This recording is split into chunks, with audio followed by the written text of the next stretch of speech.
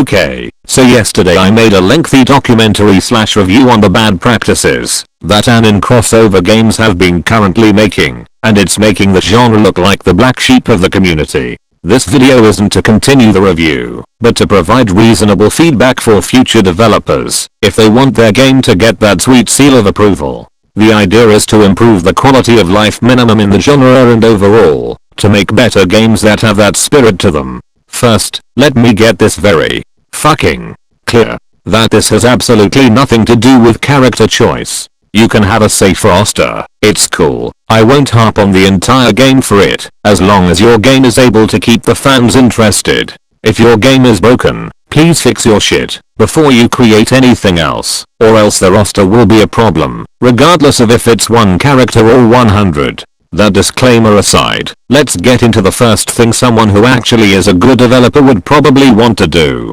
You have to think a lot before you make your game about various things. Why are they doing this? If your answer is 100% for profit, get the fuck out of here, we don't need you. If the person is spiritually invested with the idea they want to make before and during the process, chances are they'll want to make the game feel good to them. Sure, Gamma Passes and an in-game shop can be icing on the cake, but only if the game has more purposes other than making a quick buck. Make the game feel like it's there to please you, and grow a community around that you'll be the moderator of. Second, what are the core fundamentals of your game, and how will people play the game? What makes them enjoy it? If your game is a traditional RPG, what kind of experiences will people like? What would ruin the fun of that? For that same RPG scenario, we can say that a lack of story or a bad story can hurt the experience, as can a lot of other things like it, such as a lack of fulfilling build-up or boss fights.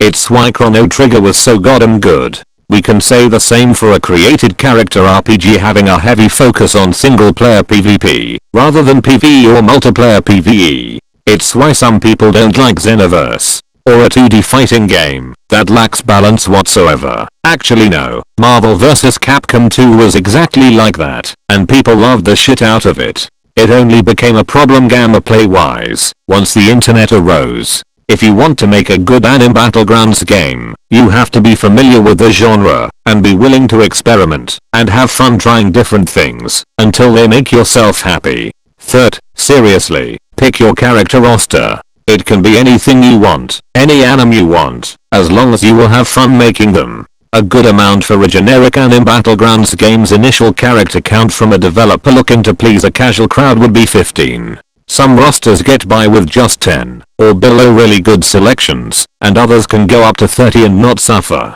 At this point, you have the Gamma play in mind when you're making these choices, so do whatever feels right. Fourth, sure, you'll probably be happy with your ideal game idea at this point, but what about other people? What if they don't like fighting other people? What if boss fights aren't their cup of tea? You have to think of providing ways so that players of all mindsets can enjoy your game. And no, that does not include putting more modes in your round system. I mean entirely separate modes to do different things. For example, if your game is all multiplayer, you'll want free-for-all and team options available to those who want it. Want your game to be a team-based game? Throw PvE and PvP in there at once, and make these modes easily accessible as the very first thing players see. Make the game mode you want them to play the most be the biggest, and the others a bit smaller. It's all your choice. The only thing that's not okay to reviving the genre is having only one means of play. Seriously, that's a turn off for some people, and it makes your game seem lazy, and like all the others.